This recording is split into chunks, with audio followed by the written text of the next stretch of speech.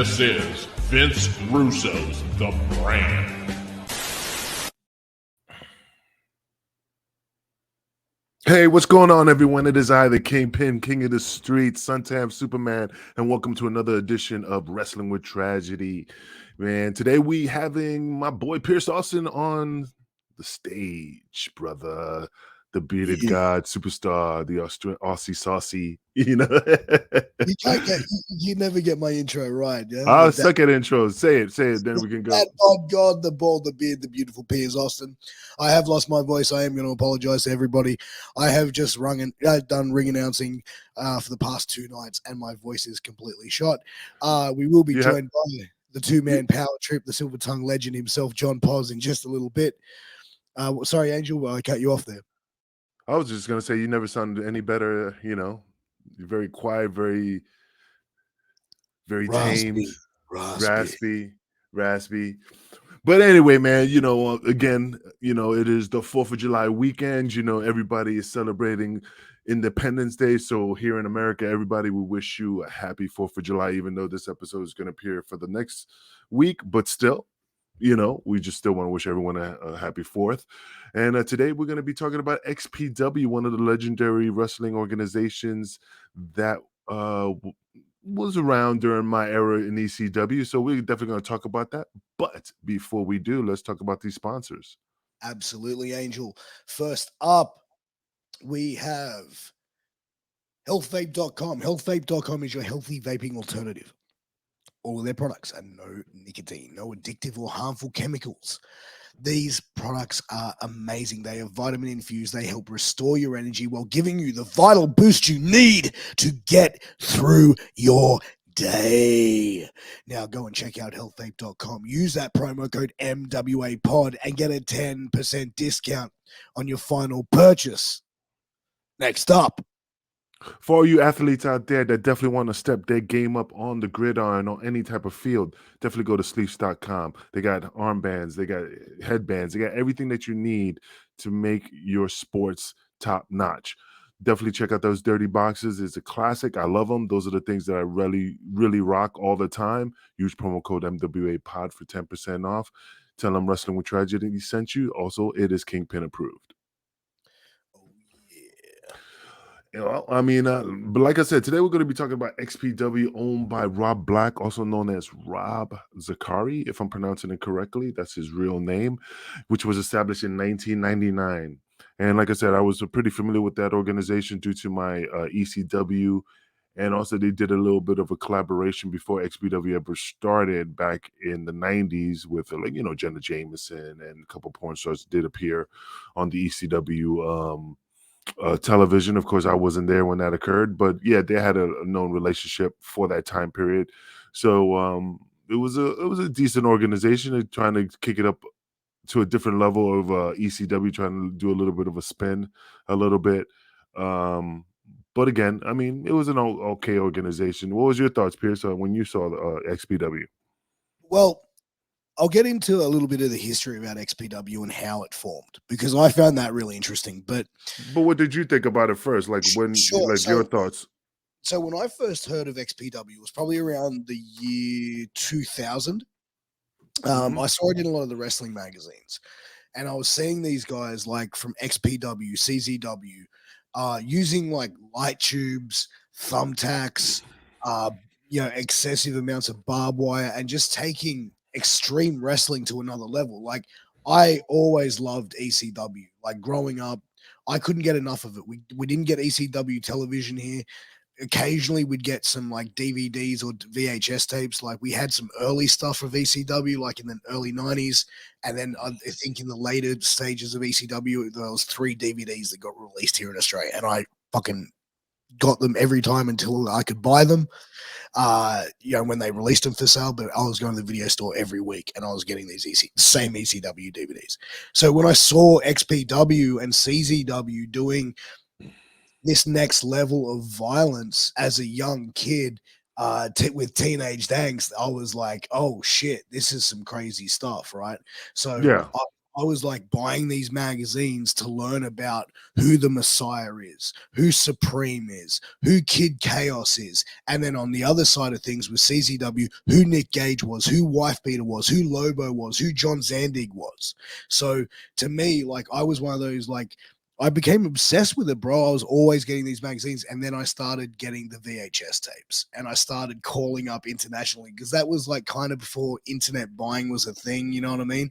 So I would be calling up California and these places in the States and ordering these tapes directly from XPW and other companies.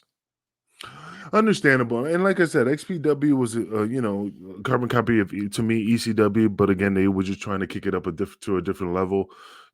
But again, I mean, imitation is flattery. I'm not saying I didn't like them. I just didn't. I mean, it was just another carbon copy of us, and they were, like I said, they were just trying to take it to a different level. Because again, if they would have just done it to that same level of ECW, it would just been just a copy of what we did. So I understand what they were trying to do to try to make it more violent, more risky. And I mean, even Luke Hawks was in the organization. Vic Grimes went in there after ECW folded. Shane Douglas, New Jack. I'm trying to remember. I think Pitbull, one of the Danny Pitbulls, Doring was in there as well Da- for a Da- while. Danny. Axel Rotten was in there. John Cronus was one of the earlier guys in there. He was around 99, 2000. But the company was actually built off the back of Big Dick Dudley. I didn't know that. Yeah, so Big Dick Dudley was like their first like big name star that they had, right? Mhm. So when they first started the company, they had like Big Dick Dudley was like the big name guy, and I think John Cronus came in shortly thereafter, or after he left ECW. Got you. Totally understandable. I mean, I Yes. didn't know that. I mean, like I said, they had a lot of people on their roster at the time. So, I mean, I only remember a few off the top of my head. But yeah, I mean, if Big Dick was there, that was pretty big for them at the time. I wonder Yeah, what the payday was. I think he was like help booking or organizing the show at some point. I could be wrong, but the interesting thing is like XPW, and you mentioned Rob was involved in certain things with ECW, and basically he was seeing it, and then they were like he used ECW footage in like an XPW Format. for like in one of his porn or one of his movies. And the connection actually came between him and Bubba Ray. So Bubba Dudley Yeah, did some was directed a show, yeah, a but he movie for brought him.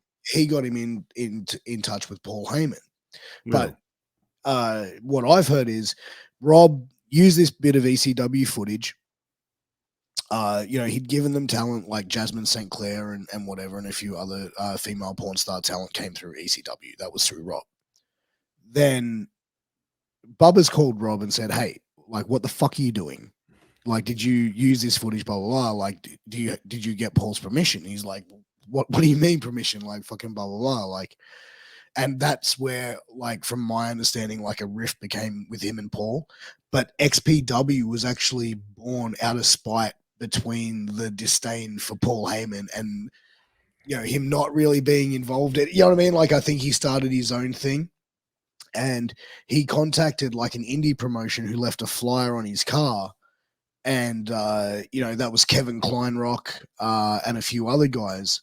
And that's where like he said, no, look, if we're going to do this, I'm going to change the whole your company. It's going to be XPW. This is going to be because Rob Black originally, like from what he said, is the reason why he wanted to get involved in pro wrestling to begin with. It wasn't because he was like this huge mark or fan.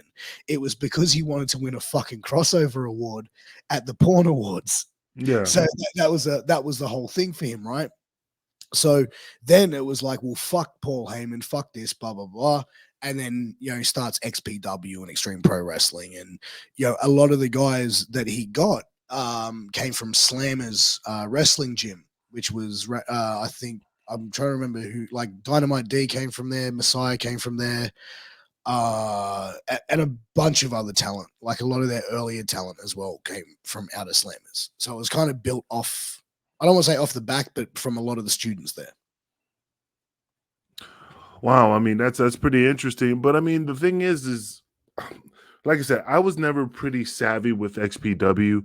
I mean, like I said, I didn't really go in depth of what the company was all about because I was more focused on what my career was doing and I just didn't care. That's why I never they never called me, they never reached out to me. I never inquired to be part of their organization. But the one thing that stood out for me was that they were using valets, porn stars for valets. I remember that. And I never saw the people's movies, but I'm just remember that most of those valets were porn stars. So he was integrating his porn industry with XPW. I don't know how far he went into. I mean, like you said that he did um some He stuff was doing in his porno, he was doing sick shit in his pornos, like wrestling fucking wise. no, not wrestling wise, but like just sick shit, like like just basically like dudes like throat fucking bitches and them like throwing up on their dicks and shit, and like doing simulated rape scenes and like Oh, yeah, real he was. like just fucked up kind of shit. Not the good kind of porn that you I can sit there and go, oh, this is like I don't want to say good clean porn, but fuck compared to what he was producing. I've never seen any of his movies, and I don't really want to. I'm only going off what I've been told and what I've heard in interviews, but what I've been told from people that were there. Yeah. No, absolutely. I mean, like I said, I never saw his porns. I would have looked at it just to see what it was all about. But I mean, I know it's a porno, but just to see like what you said, the choking and stuff, to see how far he took it. But but yeah, I mean, it was just I mean, he was a very weird individual from the stories that I heard. Like I said, he was very man, I can't even remember what he looked like. I know he had long black hair. Yeah, he had like Um, black dreads, so a beard. Like there's some guys that have said like they just think that Rob was like wanting to be Paul Ro- Heyman. I thought he reminded me of Rob Zombie. That's what Yeah, but I. he was wanting to be the next Paul Heyman, like promoter, like you know what I mean, the extreme type of stuff. Like ECW tried to actually fucking put a legal case against them because of the name. Really? Never Yeah, never yeah, never bro. knew that. And how far Come did that on, go? well, it got thrown out, bro. Like, how can you fucking trademark the word extreme? Or how can you claim to it if you don't have a specific trademark? And they spelt it differently. So No, I mean, it makes sense, but you can't trademark. I mean, I don't know, it depends on how you spin it. I mean, the playing of words, you know what I mean? yeah, But again, I don't know how you could, but I mean, but look at I mean, look at the guys that are just, damn, what was that thing Chris Jericho said he was the wrestling god? I think he copyright the wrestling messiah or something. No, was it some the rest? I don't know, some shit. something like that, and he copywritten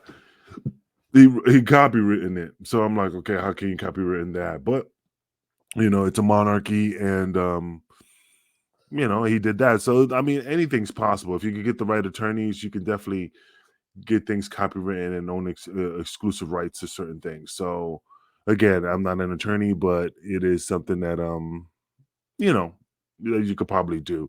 But yeah, Paul didn't really like him. I mean, especially what they did when they came to our show in California. I mean, we did talk about that previously a while ago. That they were in the front row of the pay-per-view, and they supposedly, apparently, hypothetically, one of the guys touched Francine, and that's how the altercation erupted. Again, I wasn't there. I was there, but I was in the back talking to Conan. So when it happened, I was not on the in that altercation. So when DeVito came to the back, like I said before, he was asking me where I was, and I just was like, I was over here, and he explained to me what happened. I'm like, wow, man, I missed out. So I missed out on that extreme fighting, you know.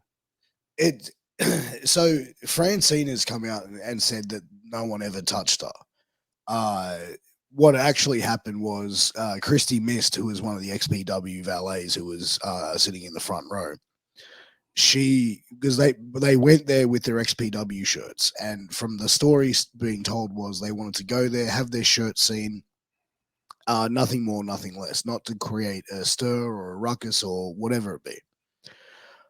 When they got to the arena and when they came in, they were told to turn their shirts in the other way, or they're going to be asked to leave. Yeah. So when fuck it, they turn their shirts in the other way. As they're sitting there, it's getting close to the main event. They're going like, "Well, fuck, Rob's going to be pissed. Like, all he wanted to do was see our shirts with the XPW, blah blah blah." Like, so they go, "Fuck it, we're going to turn him in the other way." Mm-hmm. So they turn him in the other way, and like Christy Mist stands up on her chair to take her top off, wearing nothing, a bra or whatever underneath.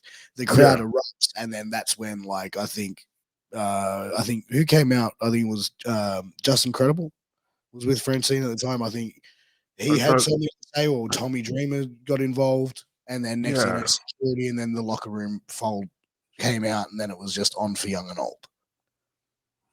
Yeah, I just can't remember. I mean, what was the match inside? I mean, but if you say it was Tommy Dreamer and Justin Credible, then well, yeah, because Francine was out there, so it had to be that match. So yeah, I'm pretty sure it was that match, or it might have been a three-way involving someone else, but I know it was definitely Tommy and Justin Credible in there.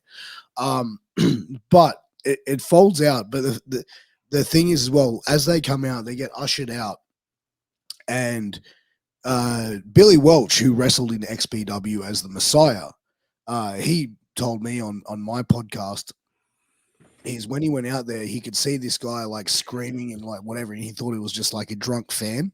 Mm-hmm. And he turned around, and Paul Heyman is like screaming in the face of Rock Superstar Chaos, going, "You motherfucker, hit me," like spitting in his face. And Messiah's like, no. He's like holding like Chaos back. He's like, "We're not going to hit you, Paul. We're not," I mean, he's like, "There's cops there and everything like that." So we're like, he said he was trying to keep everything cool. And Paul Heyman starts like spitting in his face, like swinging at him, going, "Fucking hit me, like fucking blah, blah, blah." But the guys who got beat up the worst were the XPW ring crew guys who were just out there putting flyers on cars. Yeah. No, I mean, yeah, I mean, again, I don't know who was getting the ass whipped. I didn't remember who was there, but I do know that, like I said, motherfuckers were getting the ass handed to them, and I just didn't know like what. I wish I was there. Like I said, I wish I was there. I mean, I know something like what was one wrestler, Angel, like you said, Messiah. Yeah, so that Angel came later, but they had Messiah, Chaos, Supreme, Christy Mist there. Yeah, I'm trying to Chris look. Kloss, who was the commentator.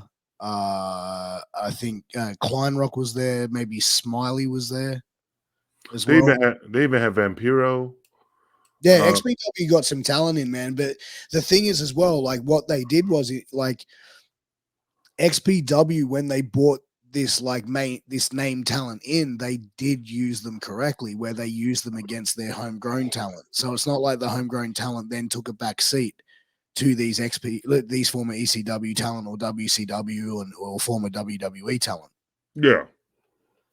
No, absolutely, absolutely. I mean, like I said, I'm looking at tons of talent here that they used. I mean, even CW was there, Damien 666 and Bestia 666 was there. I mean, just a plethora of I mean, Luke Hawk, Scorpio Sky, I never heard of him, you know, Dog 20, so it's just like different individuals that, I mean, they were trying to establish in their organizations to be one of their top guys. So it's understandable. Well, M Dog 20, he came across from ECW with his tag team partner. What was his tag team called? Who the hell is M Dog 20? You mean Easy? I don't even know who that is unless it's. You said M Dog 20. Yeah, but Matt Cross. Matt Cross. He was in ECW? Oh, sorry, XPW, sorry. Yeah, that's why I was like, I don't remember who was that unless he changed his name. That's why I was like trying to figure out who it was. Well, Matt Cross was the guy in Lucha Underground under the mask as Havoc. Oh, really? Yeah. Oh, no shit. Yeah, he was. Yeah, he was in that time. That's what I remember. So. But yeah, I mean, he was a cool guy. But I'm surprised he hasn't gone anywhere. I mean, the guy's a hell of a talent. The guy's ridiculously awesome. So I'm surprised nobody has picked him up yet. I'm trying to remember who his tag team partner was, because he had a tag team with a guy, and I know him and his partner got heat for going to XPW from CZW. I'm looking to see if about his tag team partner, but don't know. It's all right. No, I'm looking. He was in Wrestling Society X, Yeah, Ring he's of been around. Honor, But Combat Zone. Never XPW, mind. Never so mind. That was my mistake. Matt Cross, I got him confused because he doesn't show his. I thought he was in Lucha Underground as Havoc. That's why my mistake. So I don't see him. That was my mistake. It's still early in the morning. But anyway, go ahead, Piers. You was gonna say?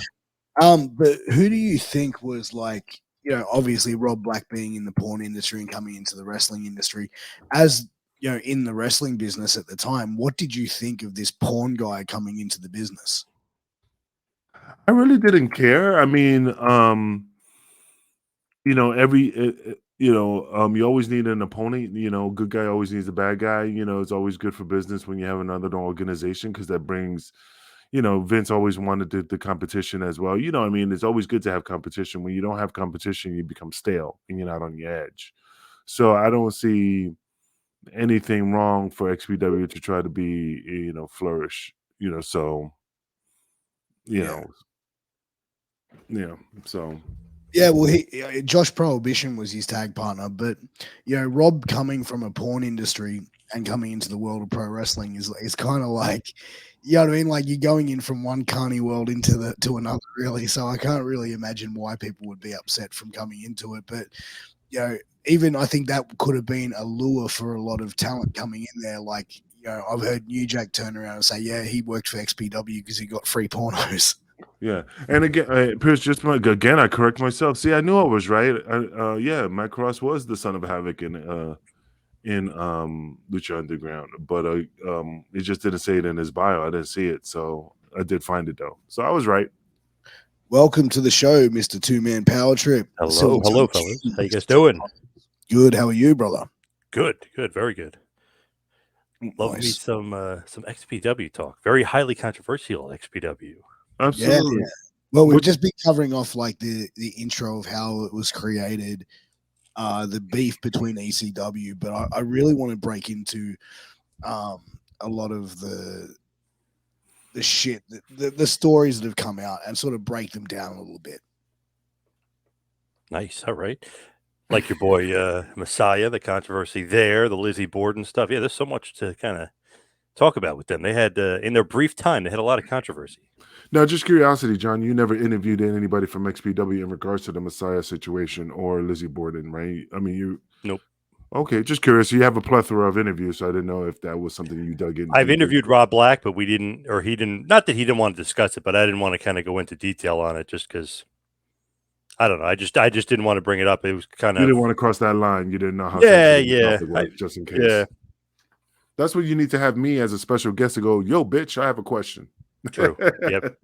Then you blame me. I'm never gonna have him on my show. So go ahead, John. Well, maybe he would have said like, "I'm innocent" or whatever. That's not true, but I mean, he probably would have just brushed it right off. I'm sure. Oh, 100%. Because like the whole story behind that was, and like the Messiah said for years, and I've had the Messiah on my podcast a couple of times. Really nice guy. Really got along with him well. Still keep in touch to this day. The story he originally told me and what was said was that there was some sort of tension happening between him and Rob at the time, because he was not only wrestling for Rob, he was also working for Extreme Associates. But he said like there was an incident in the office where he yelled at Rob, and that was like, oh shit, and that's why he got fired and terminated and everything like that. He did say the rumor was going around between him and Lizzie Borden, where he said to me that they were just friends. It was just a friend, blah blah blah. But I did make mention that he did a promo when he left XPW at a wrestling event in California. And it was infamous that his words were, you know, the crowd was chanting, "You fucked Lizzie," and his response to that was, "And she loved every minute of it." So, Right. I mean, like in wrestling, you play up to that crowd, right? You're the baby face, you're going to play up to get that pop. Do you think that was him basically admitting right then and there, back in the day, yeah, I fucked her? Of course. I think so. Yeah, of course. Yeah, because he admitted it like later, like on the XPW King of the Deathmatch. Like, yeah, that's Kind of assumed it anyway, but yeah, definitely. Yeah, he was basically saying to the crowd, "Yeah, I did. And she loved it." But But obviously, that didn't sit too well with Rob Black. do you think it was just the work, just to get himself over? well, that's what he said to me, that it was just the work, that promo. But years later, when he did Dark Side of the Ring, he admitted to that they did have a sexual relationship. Mm. And Rob Black was still dating her at the time when they did that, right? He was married to her. Oh yeah, sorry, married. Sorry, yeah. I'm just trying to remember what she looks like. You know. Well, I mean, that's what happens. I mean, nothing against them, but if you marry a porn star, what do you expect? You know. Oh, you know what she does for a living, and then what you do in your personal life is a different thing, though, man. Like, I mean, like you back in the day would hit people over the head with a steel chair. Would you go home to your wife and hit her over the head with a steel chair? Don't answer that, because you probably would say yes about your ex-wife. Oh, yeah, I probably would. Man, she's probably. Oh yeah, she's 44 years old. Man, she looks rough. But we all look rough after many years of whatever, not porn, So, but just age. so the incident that happened with Messiah and Rob Black, what he said to me was the catalyst of the attack happening, which he believes. He was in California. This is when he was wrestling in CCW in Philly in the East, and they took him and another CCW performer got tickets to go to an XPW show from one of the XPW workers. Said, "Oh, come, say hello to the boys, whatever," because he was still friends with a lot of the guys, right? Yeah. So he went down to the show, collected his ticket, and he said, like, he was like going straight up to the bleachers, just didn't want to be recognized by anyone, like any of the fans. Like, he covered himself up and just went and sat at the back. But when he was coming in, he put his ticket down, and the person at the ticket counter stooged him off, and like basically went and told Rob, "Hey, fucking Billy's here," blah blah blah. And he said, like, he got a phone call from one of the boys saying, "Hey, you've got to go. Rob's backstage and he's blowing up. Like, you get out of here. Like, you've got to go." And he rang like Kevin Kleinrock, who was like Rob's right hand man, and was like, "Don't yell at the boys. They had no need. I'm coming here, but fuck this and blah blah. Like, I'm leaving. Just leave the fucking boys. Like, they had nothing to do with it." And he left. Like, he didn't stooge off the boys. That was like the catalyst that he said, like, of why the attack happened, is like Rob maybe took that as like, "Hey, fuck you, I'm coming into your backyard now, huh? What are you gonna do?" But he went there and did nothing. You know what I mean? Like, he went and hit himself in the back. John? I don't know. Like, I could see Rob obviously going to blow up if the guy was, cheating on his wife. He fired him. He yelled at him. All this other stuff, and then he shows up at the show. I could see Rob flipping out, not being too happy with it. I don't know about going as far as chopping off his finger, but that's the story, I guess, right? I mean, yeah, bro, but like, you have to like think, man, like, if someone banged your wife, bro, and then just came into your backyard, bro, and took a beer out of your fridge and started drinking it in front of you, like, are you gonna want to fucking, you know what I mean? Like, are you gonna just like be cool with him? Like, Yeah, definitely not. Yep. Big mistake to show up at the show. Yep. and the difference is between, someone like yourself and Rob is Rob probably knows a lot of bad was associating with a lot of bad motherfuckers, through whatever, not just the porn. I'm not saying people are bad motherfuckers in porn or in wrestling, but You know what I mean? Like, he seems like a guy who was pretty sketchy back in the day, who may have known some people that know some Right. people, break some people's fucking legs. You know what I'm saying? Yep. Well, porn industry is just excuse me. A porn industry is just something that is very have a lot of backers that are very not saying in the underworld of crime, but I mean, he just like I said, he knows people, and even if he knows bouncers, he knows bodyguards, he knows just hired hands. I mean, he can get anybody to do his dirty deeds. So I mean, this is a plethora of people that he could have got. I mean, did it have to be like Johnny the Bull Gravano or anybody, No. but it could have been, he said anybody from his inner circle, Well, that's a thing as well, because the person that so we know a lot of the people know what happened with the Messiah attack. So that's been documented. We've covered it in an earlier episode, which you can find on all podcast platforms, Wrestling with Tragedy podcast, wherever you find your podcast. Cheap plug there. So we won't go into too much detail about the attack, because I think it's all been said and done. But I'll tell a brief story. So Messiah was at home. Two guys came into his house, attacked him, held him down, cut off his thumb, attempted to cut off his other thumb, and tried to pull his pants down to potentially cut off his dick. Something happened. These guys startled. No one's ever found them. The description of one of the guys was similar to an XPW wrestler who is not that kind of guy. You know what I mean? Like, Louis and Chung actually told me that the guy that was basically identical to this guy that wrestled in XPW, who's a friend of theirs, and they know him, so they know that he wouldn't do something like that, right? But no one was ever caught. No one was ever charged. Rob was never caught. Rob was never charged. When I asked the Messiah why Rob Black was never charged, why charges were not pressed, is he was told by a detective, don't push it. The federal government is going after Rob for something much, much bigger. Which that don't make any sense, because the federal government and local law enforcement don't have anything to do with each other. So whatever the federal government is doing to file criminal charges against them for any acts or any type of whatever, if it's money laundering, if it's something underage pornography or whatever they're doing, that is their deal. Whatever the local agencies in the local area are charging them, that's their deal. So it doesn't mean, oh yeah, to me it sounded like they didn't want to do shit. Basically that they just let it go, and they say, well, so don't worry, the federal government is investigating, the FBI, the CIA, whatever is investigating it.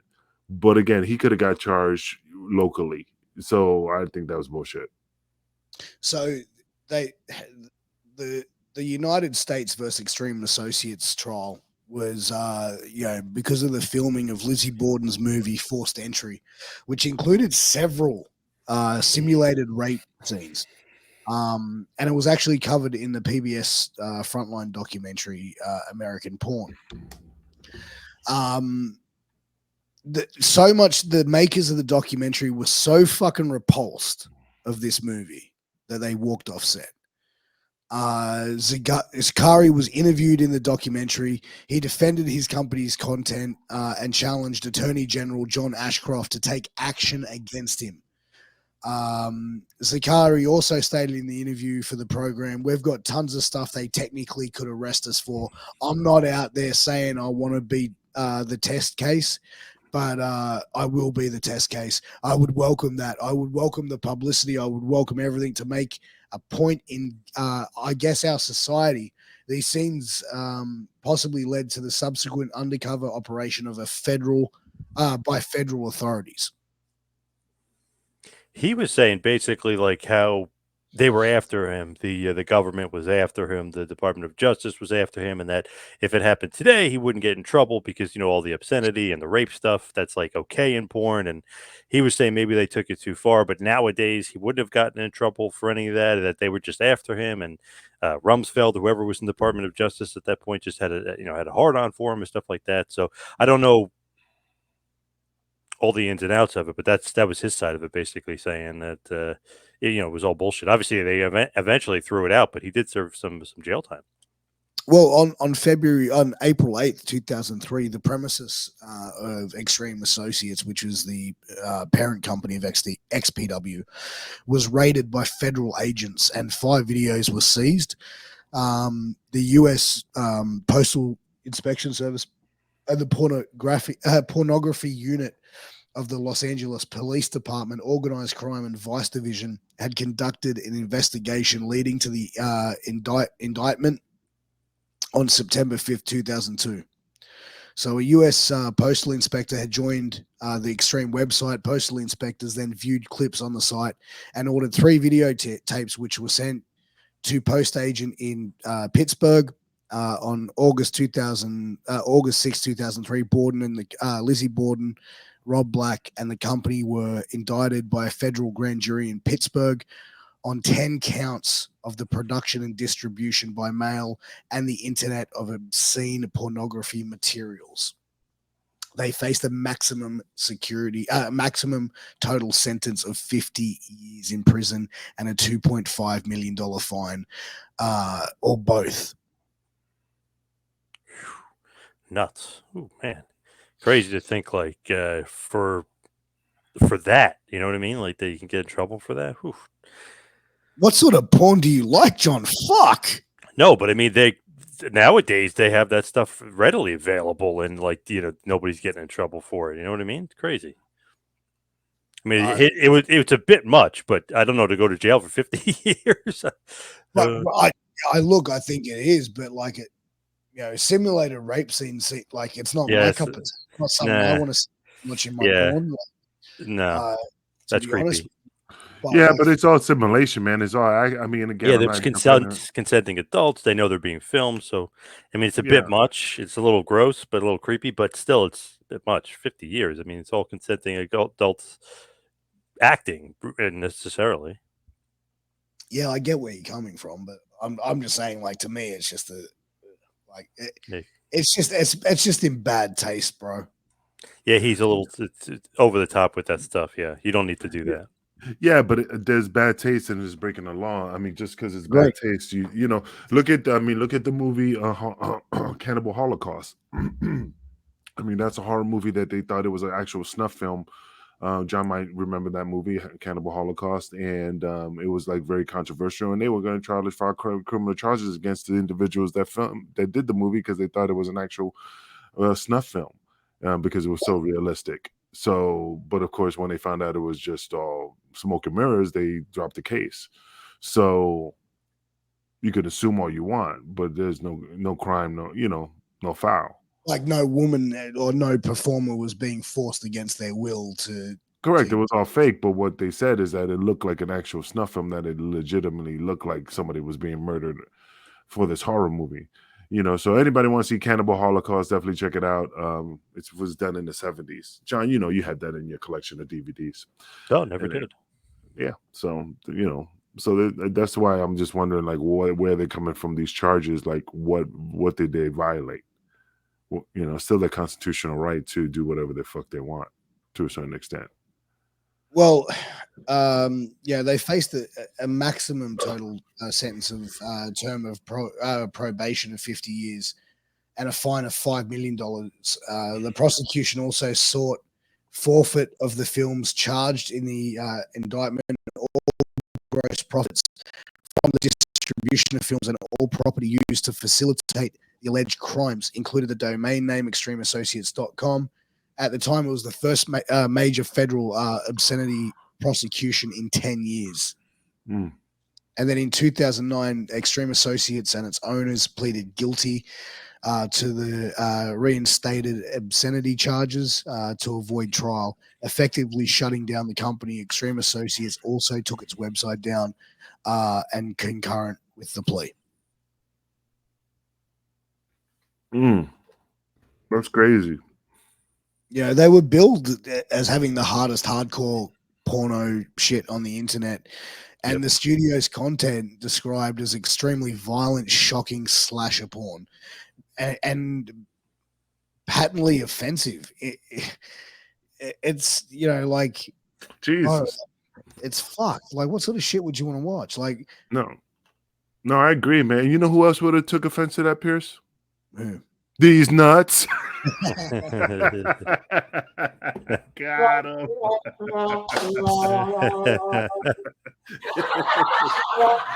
Oh, that's my coffee of the day. That's my morning coffee. Nice. My morning That's coffee. awesome. That's awesome. But anyway, but yeah, I mean, it's just like I said. I mean, Rob Black. I mean, was he getting a bad deal? Kind of, you know, because I don't think he did anything wrong. Like I said, I never liked XPW. Nothing against him. I just never thought anything of him. But I don't think he should have been charged for something for that. Because like you said, John, consenting adults, they knew they were being filmed. It was all imaginary. So, and there are people out there that are into those type of videos. So there's a market. So what did he violate? I don't know, man. Some reason there's a market for it. It's a bit much. It's too much, but yeah. Oh yeah, way too much. Sorry, trying to look at some more stuff here, see what's going on. Okay, go ahead. You saying? So yeah, Christy Mist used to work for them. Yes. Minx, Jasmine St. Clair. No, Nicole Bass did some non-sexual bondage stuff for them as well. Lizzie Borden, of course, Alana Evans. So, No, you know, I love Nicole Bass. She was a good woman, you know, but anyway, you know. would you want to see her in a camera though? No, she was pretty rough looking, but she was nice. She was a good person, you Yeah. know. She was not that great to look at, you know, but you know, they treated her wrong. That's something we should talk about in a Nicole Bass episode, you know. But anyway, I'm going off topic. But the situation, like I said, Rob Black had a plethora of talent that were willing to work for him. So I mean, the paydays must have been good. You know, maybe they would be treated a little bit better. You know, first class treatment, and especially being around porn stars. Can't get any better. I mean, John, I mean, in regards to Rob Black, what do you think he's doing now in these days? He's actually getting XPW back going. I did see the website. Yeah, they've been back. They've had a couple shows. Yeah, they're on Fight TV and stuff. Yeah, they've been back. Brian Cage is their champion. They've had a couple decent guys like pop in and out of there.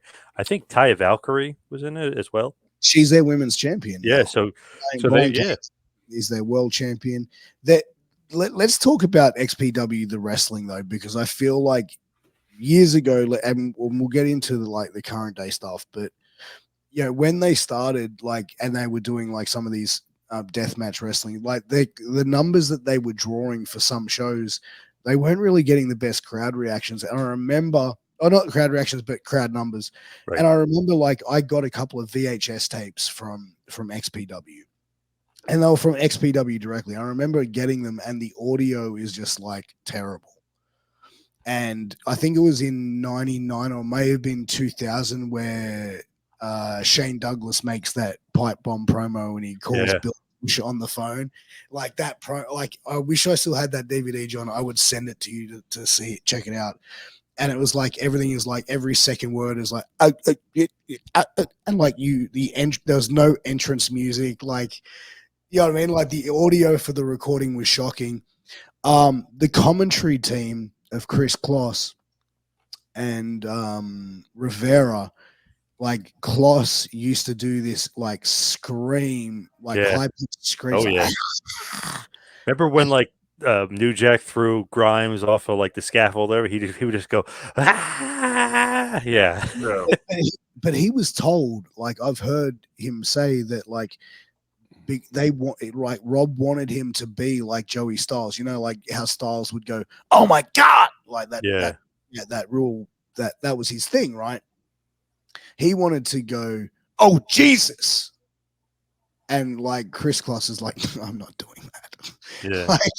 So that was his next best option was to do that high pitched scream, which kind of that's what he's known for. But in some instances, it was kind of a little but Chris Kloss is a great fucking announcer, I've got to say.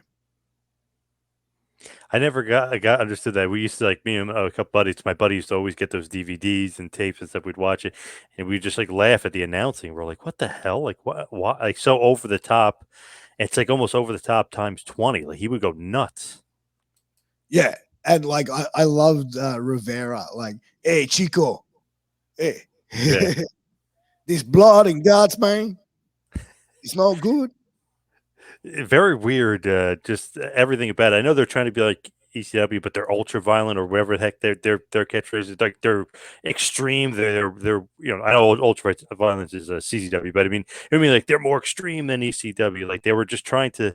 Everything was like a copy of ECW, but then they would turn it up a notch. I never kind of got into that. So did you know what the Messiah's gimmick was? He was a fake Jesus or a fake Sandman or No. So Messiah's whole gimmick was they wanted him to be like they thought about doing it, and they eventually did it with Luke Hawks and his tag partner. But they wanted him to come out and be do this thing of like the saviors or the moral crusaders. Sorry. So they got Billy to do, they had him waiting, and they were like, "Oh, okay, they got a guy, but he didn't turn up, whatever." And Billy was persistent, said, "Let me do it as a singles. When you get another guy to be a tag partner, we can then run with it as a tag, whatever." So he was supposed to be like this moral crusader, and Rob wanted to call him Jesus, and Billy's like, "No, I'm not going to go by Jesus." And so it was like going to be Savior or Messiah or something like that. It was something else. But the first show that he worked as that gimmick, they introduced him as Jesus, and he went up to the announcer, was like, "Don't ever call me that. Like, that's not, no." And it was then the Messiah thing. It was supposed to be like he was like the Messiah of God sending down Jesus to make XPW a clean place and a wholesome place and less violence and sex and all this sort of stuff. But what's funny about that was they have this heel. Then they put Messiah in the Black Army stable, which is headed by Rob Black, who is the ultimate fucking pornography, having chicks with big tits, coming out to Messiah's thing, and then having Messiah wrestling in death matches and shit like that. And he just, you know what I mean? Like he then became like enamored with it. But when Messiah was fired from the company, he was the current deathmatch and world champion. So how they played it into a storyline was they had Kevin Kleinrock do a voice, and they had like the top of his head so you could see his hair, like the hair, and then they like lightened it out to look like he was like out crucified, and then they had like a voice effect going, "I've let my father down by coming here and blah, blah, blah, blah. Now it's time for me to go back up into heaven." And he's having this conversation with Rob Black, who's like, "Messiah, where are you?" And then this happened. Like, it's outlandish fucking shit. Like, you're like, what? Like, as far as booking goes, like that particular angle, I was like, bro, what the fuck? a bit much. Yeah. It's funny. I mean, I know you guys are talking, but I was really looking at the XPW website. I mean, Necro Butcher and all that stuff. So it was pretty interesting. But I think those are all old footage because I hear Joey Styles, Rhino's on the card. So I mean, they just had a recent a show on the 25th of June. So it's pretty interesting, man. I mean, it looks like they're trying to get themselves up and running more than to make themselves a little bit more legitimate with the talent that they have. I don't see any type of porn stars, or I was really going over their website, so that's why I was kind of quiet. So it looks like they're really trying to make another stab at it. Yeah. They definitely brought in some stars over the years. Yeah, so it's pretty interesting. Like I said, I mean, they do the deathmatch stuff, and that's kind of what they're known for. But having guys like Juventud and Shane Douglas and Candido, so I mean, they did have legit real wrestlers and real stars for the years. And nowadays, they're still trying to go back to doing some deathmatch stuff, but bringing in Brian Cage and Ty Valkyrie and some big names too. So they're kind of mixing and matching, I guess, the world of deathmatch and real wrestling, if you will. I know, obviously, back in the day when Shane and Candido were there, they did still have like Supreme and New Jack and Grimes and stuff doing those matches as well. But I guess trying to be a mix, almost trying to be like a little ECW esque with more of an edge somehow. Yeah. I mean, like I said, it looks like they're trying to make an effort and trying to make an LL Cool J, don't call it a comeback type of situation. Yeah. So years ago, I know ECW did a crucifixion angle with Raven and Sandman, and infamously Kurt Angle was there that day and then said, "I'm never coming back here again." and then eventually a few years later ended up in WWE. But just interesting that Rob Black is kind of copying off of that in essence. I mean, doing the Jesus thing, but he's doing that the crucifixion, if you will, but for real. Let me show you that. Like you mentioned Hoovy, and this is kind of like a famous Hoovy promo where, like, I don't know if he's on gimmicks during this promo, but it's pretty fucking funny. Let me bring the clip up.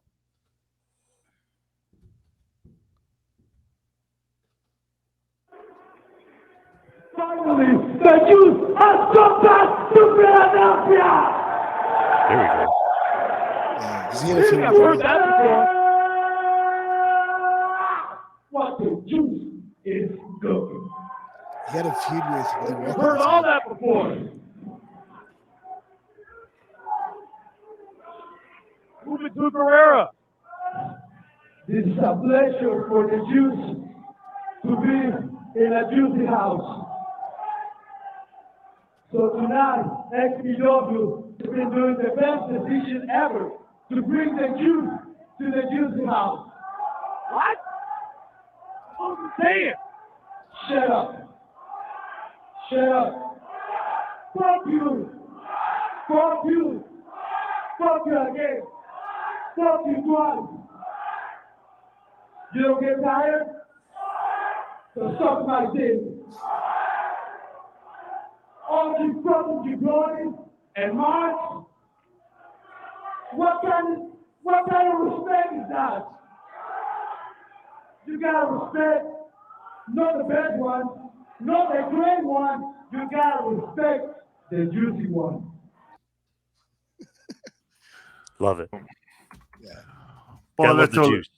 Yeah, I mean, you can't go wrong with with the juice and getting pooped in his bag and also cutting those massive promos. So I mean, but again, XPW is a decent company that looks like it's coming back up on their feet. So, bro, I mean, it's pretty interesting. I feel like we need to do a part 2 on XPW because we're running out of time here. I think there's a lot to go. What do you guys think? Yeah, there's a lot more controversies. Yeah, we didn't even talk about New Jack and Vic Grimes and the scaffold matches and God knows the Supreme stuff and all that other stuff. The Luke Hawks stuff, where the Luke Hawks getting killed by Supreme. We didn't get into that. No, absolutely. Let's do it part 2. I mean, I know we definitely got to cut it because it's the 4th of July, and I'm not gonna lie to the fans. I got shit to do, so I'm keeping it 100. So we can definitely do part 2 and get into depth in regards to those topics. And talk about shit Grimes. Yeah, your boy. I know, John. I don't know why you ever called him shit Grimes. That's horrible. Shit Grimes.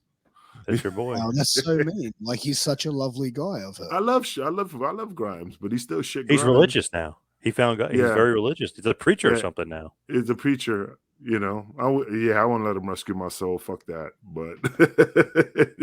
But that's a different. Well, guys, it is time for us to wrap it up. We'll be back with part 2 of XPW next week with case number.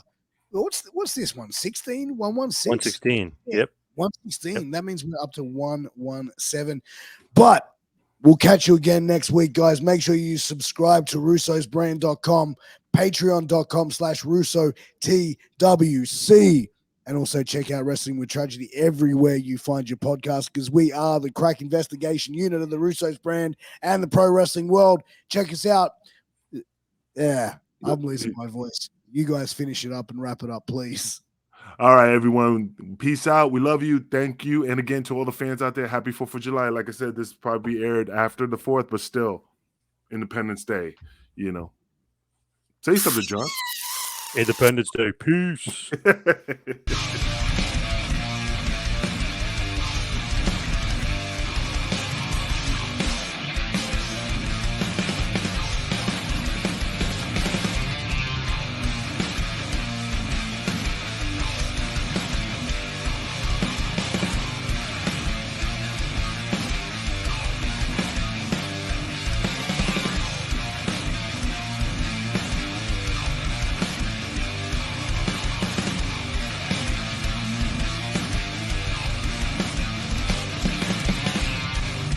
This is Vince Russo's The Brand.